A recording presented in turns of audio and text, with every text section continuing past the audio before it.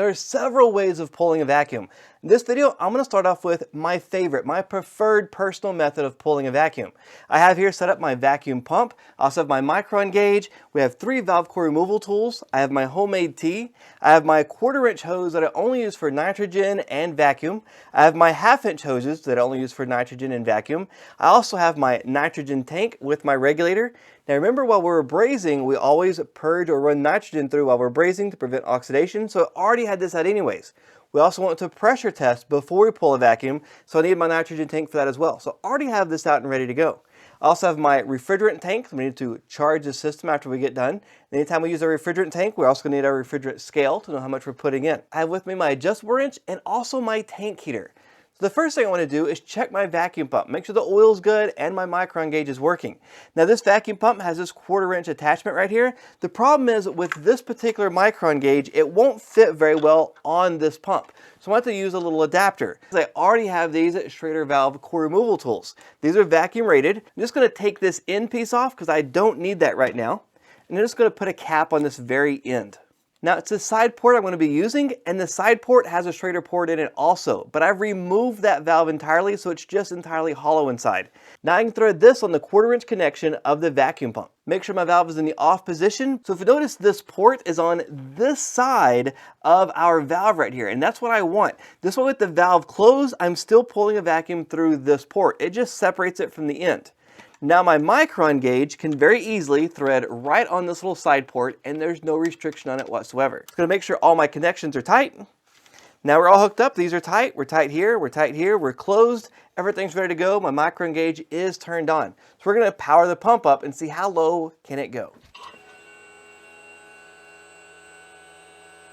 So in our blank off test or bench test, we pulled down about 24 microns. So I know my oil's good, I know my pump is good, and I know my micron gauge is working. So that's a great test. Now we're ready to set up our vacuum. Now typically, I already have these cores removed because I needed to while I was flowing nitrogen. But we're going to go ahead and remove them for this example. Now we've gotten rid of that pesky restriction. Next thing we're going to do is check these caps. These caps are notorious for leaking, especially with a vacuum. So next thing I want to check is my caps.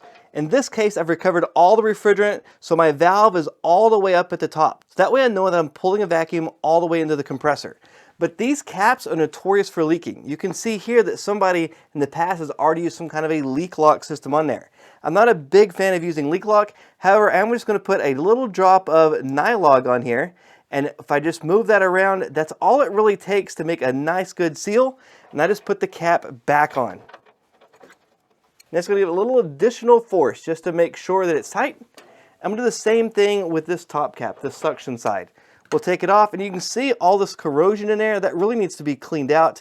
This was leaking or had some kind of an issue. Moisture got in there. It's been some kind of a problem. And you can also see all of this buildup in here. What that really tells me is somebody overheated this valve, probably when it was brand new being installed. When they overheated that valve, it allowed this to start leaking, and that's caused problems for several years. However, we're going to deal with what we have. So it's going to put a little bit of Nylog right here and just simply put that all across this little edge. It doesn't take very much. Put this cap back on.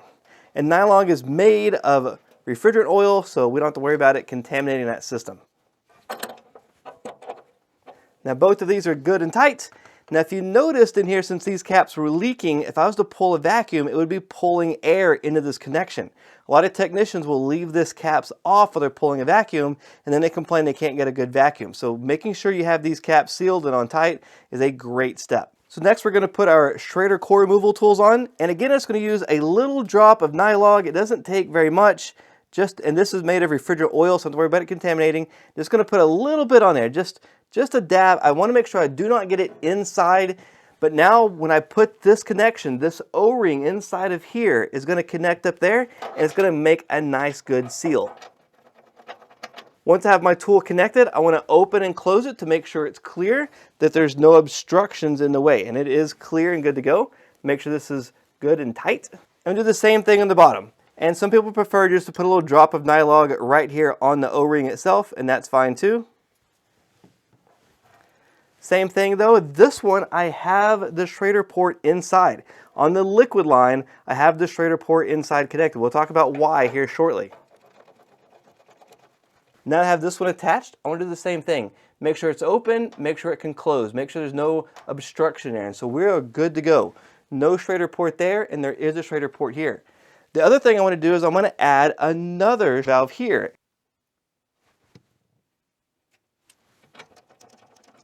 So now we have this valve connected, but I do not need the core removal part, so I'm just going to remove that out of the way. Schrader core here doesn't matter because my micron gauge is going to go on the very end.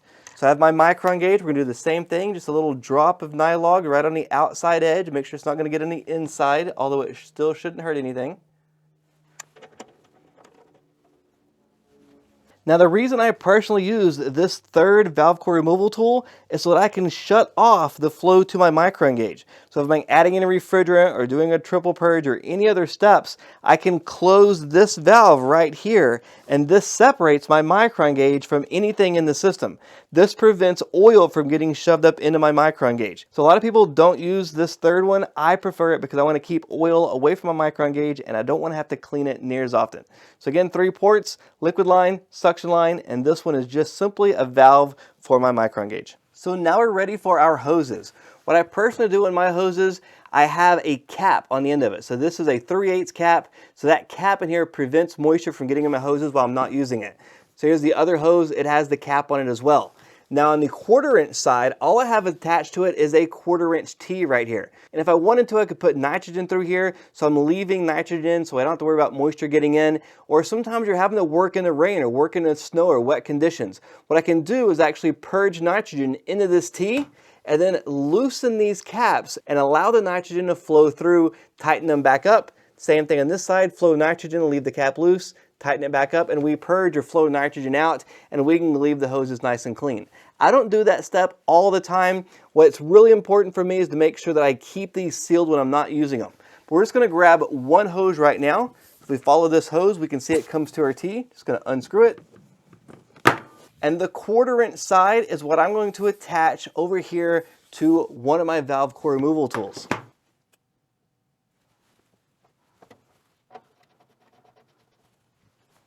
And then I'm going to do the same exact thing where the other one is. It's going to take my cap or T off here.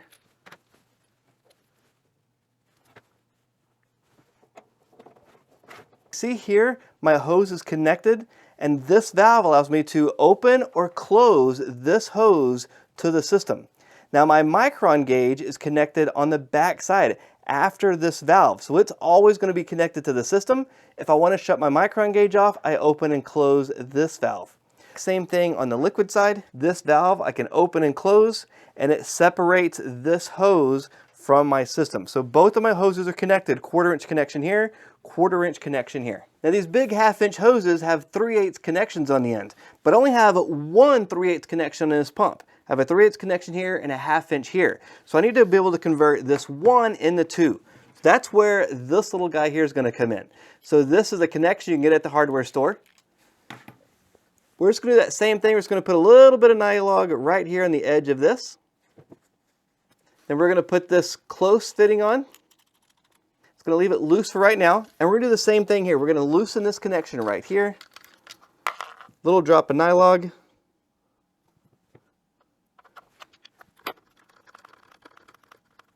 I'm going to take these caps off because I'm not going to need them.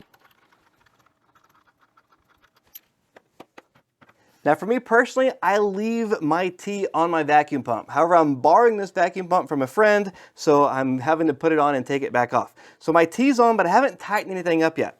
So I'm going to take this large hose, I'm going to take the cap or the plug out of the end, and I want to attach it to one side of this T. Now I'm going to take the other hose and I'm going to put it on the other side of this.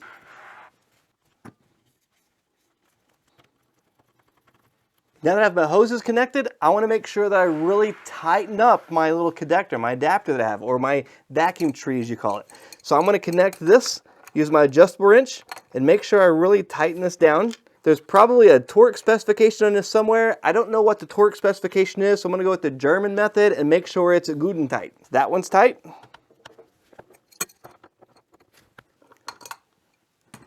So because of these connections, they don't have any kind of a rubber O-ring or a gasket in them. So it's just simply copper against brass. So we really want to make sure we tighten that down really, really good. That's why I like to leave my T, my homemade T, on my vacuum pump. That way I'm not having to open and close these connections all the time. So I also have this 1/4-inch hose. Now this 1/4-inch hose, I only use it for vacuum and nitrogen. So try to keep all the oils out of it. But I have this little connector on it so it also stays nice, dry, and clean. So I'm going to put it over here out of the way. And on this one, I'm going to attach this 1/4-inch hose over here to my nitrogen regulator. And not only do I have a nitrogen regulator, I also have a flow regulator connected to it. I take my hose, and now I'm going to attach my hose to the side port of my liquid line with the valve core on it. So with my 1/4-inch connection on the little side port of my liquid line, I can close off this valve.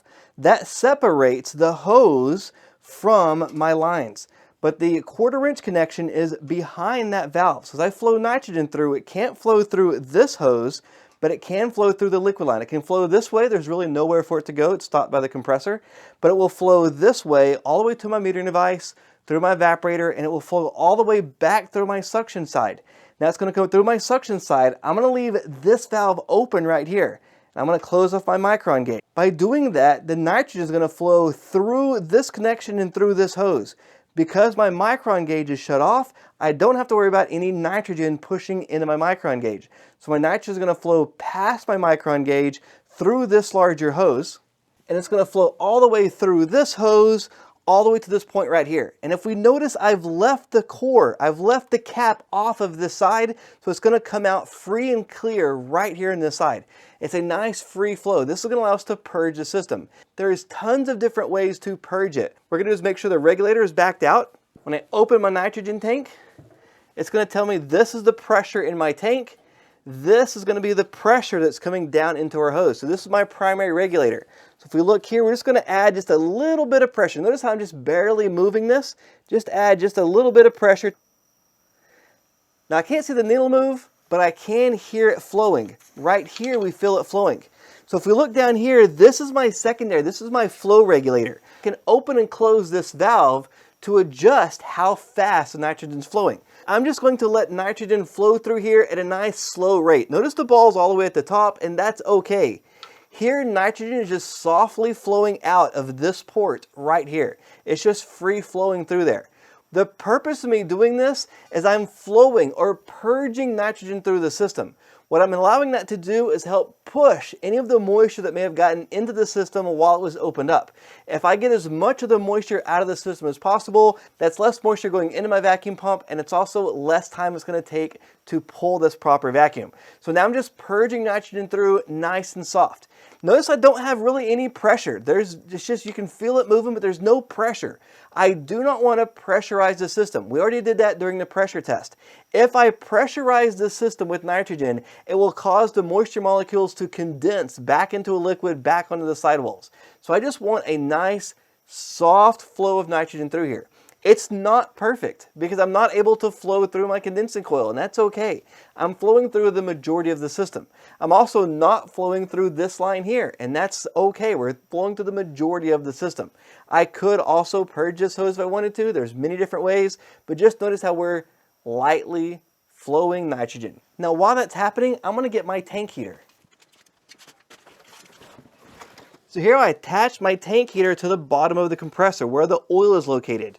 Now when I plug in my tank heater, it's going to heat up the oil. It's going to allow that oil to be less viscosity, thinner, and it's also going to make sure that I boil any moisture out of that oil as fast as possible, especially on cooler days like today. This cord right here, we can plug this in, and it has a thermostat where it won't overheat. Some people prefer to use a heat gun. That's okay as long as you make sure everything flammable is out of the way. Really should make sure everything flammable is out of the way anyways. Plug this in and let this start to heat up. Now I've had just a minute or so of flowing nitrogen through. This is really all it's going to take. And while I'm still flowing nitrogen, I'm going to go ahead and put this cap right here on this unit. Now I've already flowed out any of the moisture that I possibly can, but at this point I'm going to add just a little bit of pressure. Just add a small amount of pressure, and I'm going to close off this little side port. And now I can't hear any nitrogen flowing anymore. So I'm going to close off my nitrogen tank. I'm going to take this hose loose. We're going to lose nitrogen out of this hose, and that's okay. The nitrogen is zeroed out. We don't need that right now. So the next step I'm going to do is get my refrigerant tank ready. And I'm going to take this hose that we had nitrogen flowing through and I'm going to connect it to my refrigerant tank. I'm going to leave this top part closed. This valve I'm going to leave in the closed position, but I'm going to take my refrigerant tank and put it onto my scale right there. I'm going to go ahead and turn my scale on and zero or tear it out. So that way whatever it's reading right now counts as 0. And then I'm going to turn this back off because I'm not going to need it right now. Then to make this simpler, I'm going to adjust this micron gauge so that we can see it better. So I'm going to add this little adapter. Now in the field, I'm not going to put all these extra connections on here. I want as few as connections as possible so I am less likely to have a leak. But this is just so that we can see what's going on. So if I turn my micron gauge on, it's going to show atmospheric pressure, but notice this valve is closed off. So all the nitrogen pressure that's being held in this lines right now are not going up into my micron gauge, so we're good. The next thing I'm going to do is go ahead and open up this valve here, open up this valve. Now that last little bit of nitrogen that's inside this system is going to flow through the hoses over here and it's going to flow into my vacuum pump. Now we've flowed nitrogen through for a good minute or so we don't have to worry about very much moisture in there. So as this last little bit of nitrogen pressure flows into the pump, which is less than 1 or 2 psi, it's a very small amount, it flows into the pump and now we have no pressure left on here. I'm going to close these valves back off. So now everything is closed off. All of these valves are off. With every valve over here closed off, I'm going to open up my gas ballast. I'm going to loosen my gas ballast. Then I'm going to turn my pump on. And the very first thing that's going to happen is I'm going to pull through these hoses, just those connections. Then what I'm going to do is start opening those connections and start pulling down from the system.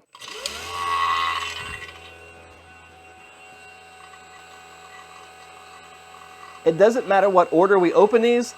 I just like to open my micron gauge first. I'm going to open the liquid side, open the suction side, and I'm also going to open this little valve to my refrigerant tank. Now a lot of people don't do this step and that's okay. The idea is I want to pull and dehydrate this hose all the way to my tank so that when I get ready to start the system up, there's no contamination in there whatsoever. The problem is that this hose potentially can permeate, but we can also close this valve off and we can isolate that at any time. We can see here that at our pump, we got a little bit of smoke going on. This is just water vapor. As we're pulling that vacuum down, that water is already starting to boil into a vapor, and this is what we're seeing. Now sometimes if you have too much pressure in there, you'll actually see this oil come out. Or if you don't have the gas ballast open, you'll actually see a whole lot of water vapor and it looks like these things are smoking. But typically what you're seeing is just simply water vapor or even sometimes just a little bit of oil mist. The cool thing about this cap is it has a little filter in there that filters the oil out. So it's only allowing the water vapor to come out. So don't worry about that. We can see that we're already down to 700 microns, so I'm past the point where I should have shut this gas ballast off. So I'm closing the gas ballast off, and we can see our microns right here dropping.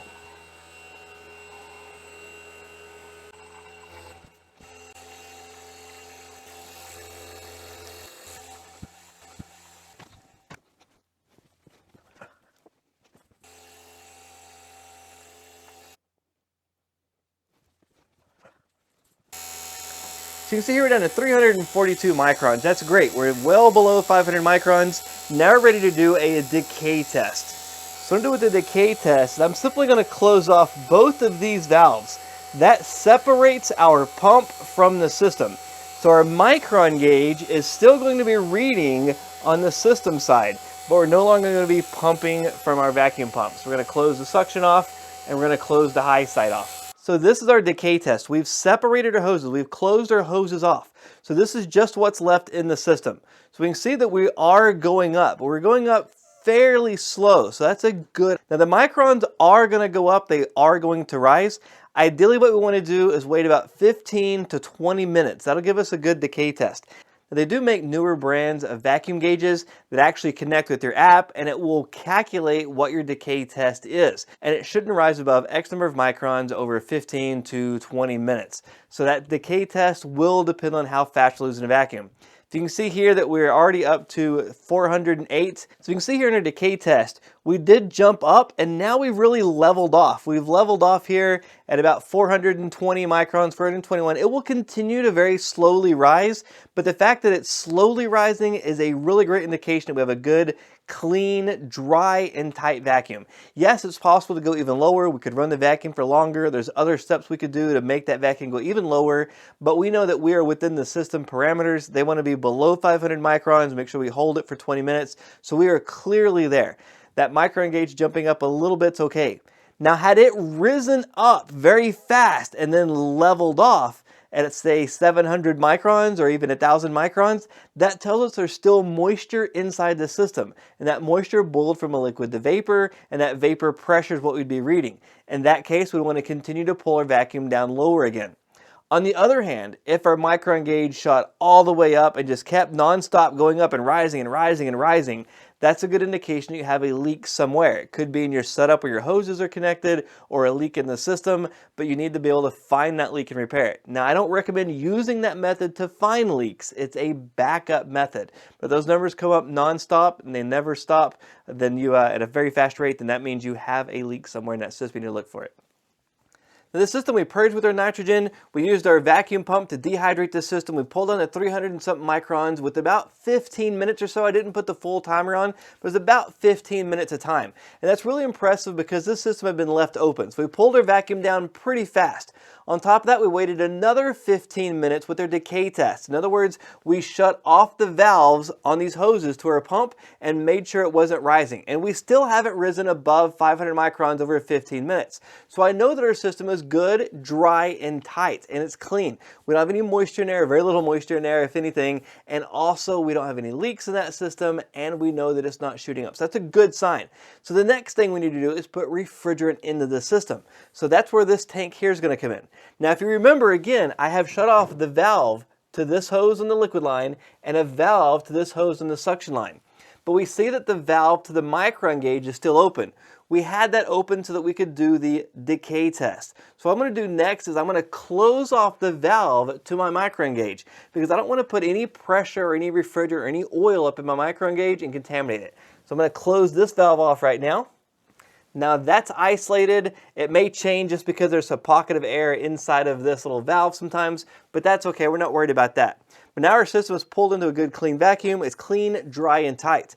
I'm going to then take and turn my scale on, my refrigerant scale. I'll turn this on, and I want to then add refrigerant to the system. So what I'm going to do is take this little valve and close it off on my liquid line. So this hose is closed off. Then I'm going to take my refrigerant tank and I'm going to open my refrigerant tank valve. And what happened was liquid refrigerant left this tank and liquid refrigerant filled up this hose. And it shows up on our scale as simply being 2 ounces of refrigerant. So we put 2 ounces of refrigerant in that hose. The next thing I want to do is put that refrigerant into the system. How much should we put in? Well, it goes by the manufacturer. Now, the manufacturer in a package unit will tell you exactly how much you need, but in a split system, there's different numbers. We're going to talk about that in a future video, but typically on the tag, it will tell you how many pounds it came shipped with. Now, it may be less than that, or it may be more than that, depending on the length of your refrigerant lines or of what evaporator you use with that. But it gives you a starting point. In this example, this system came with 5 pounds of refrigerant. Me personally, I like to put in a little bit less refrigerant than what it came with. I find that it's easier to top it off with superheat and subcooling while the system is running versus having to recover some later instead of having to get that recovery tank back out. What I'm going to do in this example is to add just a little bit of refrigerant so that we can show the process. I'm not going to go through a full entire charge. So we have this tank is open and we're shut off at this valve right here. Again, my vacuum hose is closed off with this valve and the other vacuum pump is closed off with the second valve. Now what I can do is add positive pressure into the system. So when I open this valve, liquid refrigerant leaves this tank and liquid refrigerant flows into the liquid line. And liquid refrigerant flows towards the condenser and starts boiling into a vapor on this side. Liquid refrigerant goes into our metering device and starts boiling a vapor on the other side. Either way, both sides, the evaporator and the condenser, prevent any liquid refrigerant from getting into the suction line.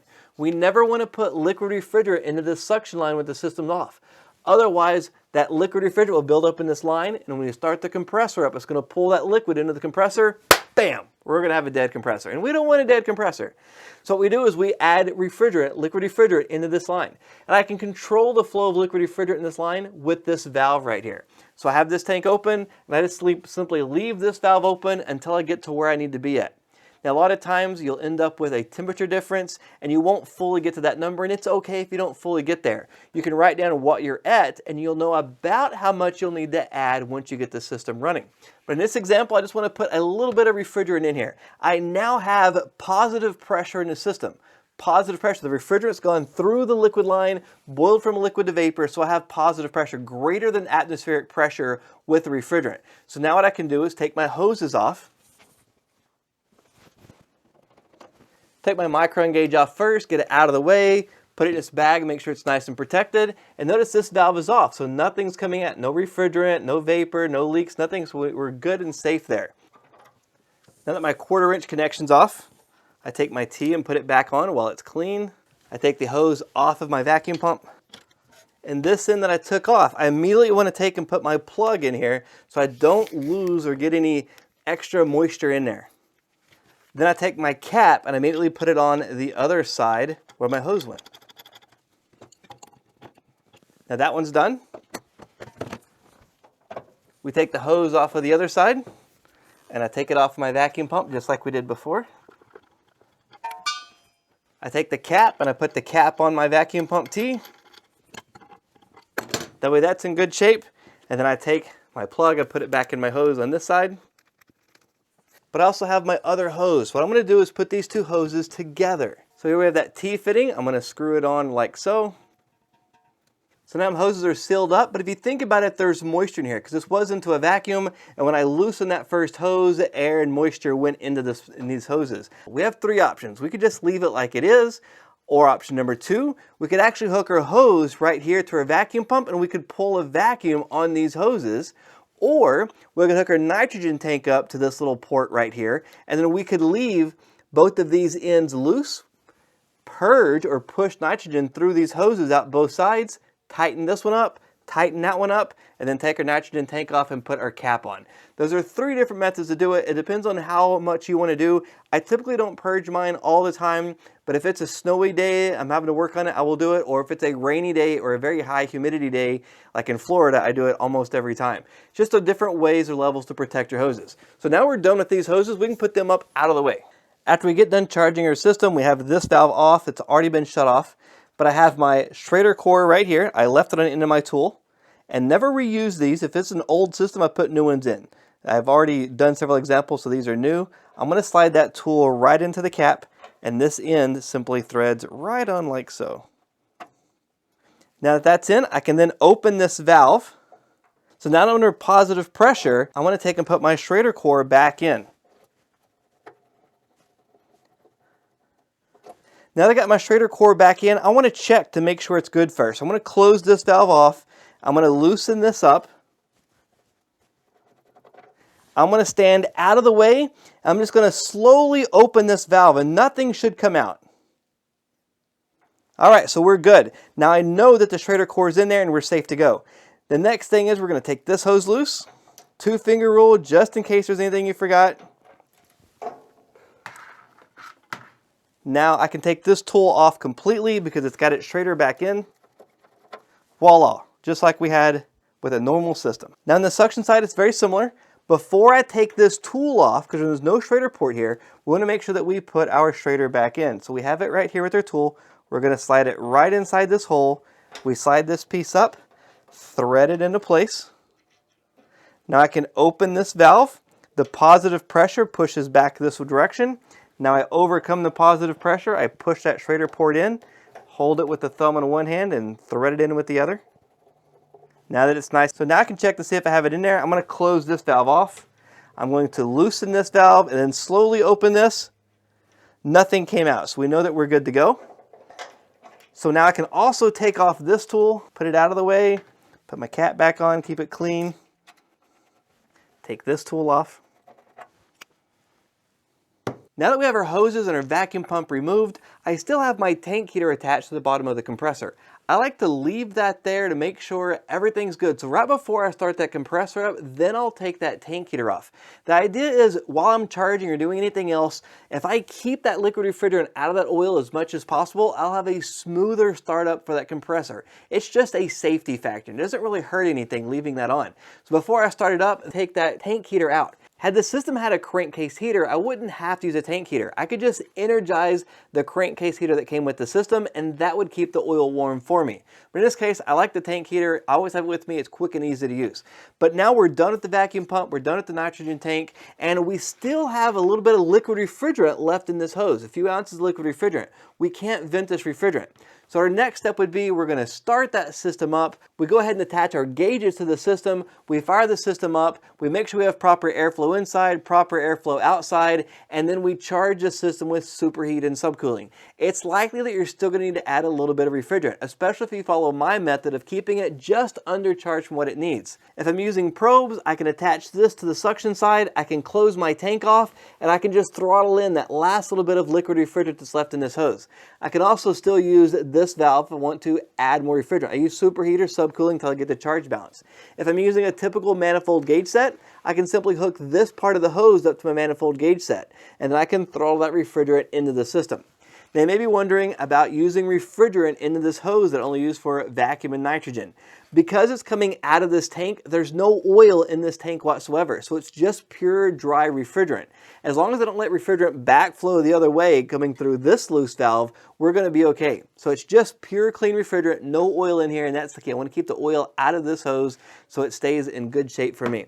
But that's it, we're now done with our vacuum. Take that tank heater off of the compressor, put our gauges on, fire the system up, finish that last little bit of charging. When I'm done, I'll take this hose back off, and I have my little connector, so I'll put this on this side, put the other hose on that side, put it with my vacuum setup, so that way I don't have to worry about making any kind of a mistake. Now this is just one of several methods to do. I went very slow through this, and if you notice, it took a little bit of time to set it up. Really, when you're doing it, once you get into a rhythm or you get into a pattern, that goes very fast. I can have that whole setup done in less than 5 minutes, so it's very quick to get that done. Now, when you're first doing it, yeah, it may take a little bit longer. You're trying to think of what hose you should put where your nitrogen tank's going to go, and how you're going to get everything set up. And that's okay. But as you do this more and more, you'll get faster and faster. But the key is making sure that we have our system clean, dry, and tight, and we keep that moisture out of our system. Oh, and one last thing, we got to make sure that we change our vacuum pump oil. Make sure we take care of our vacuum pump. Now be sure to check back in later because we're going to do several other methods.